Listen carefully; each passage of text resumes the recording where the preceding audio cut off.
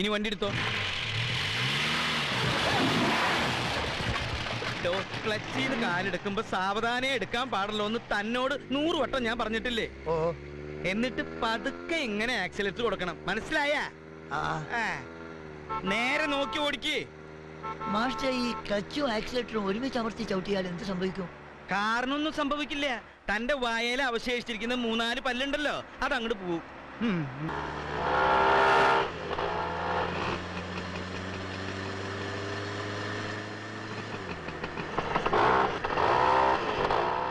Speed കൂട്ട്.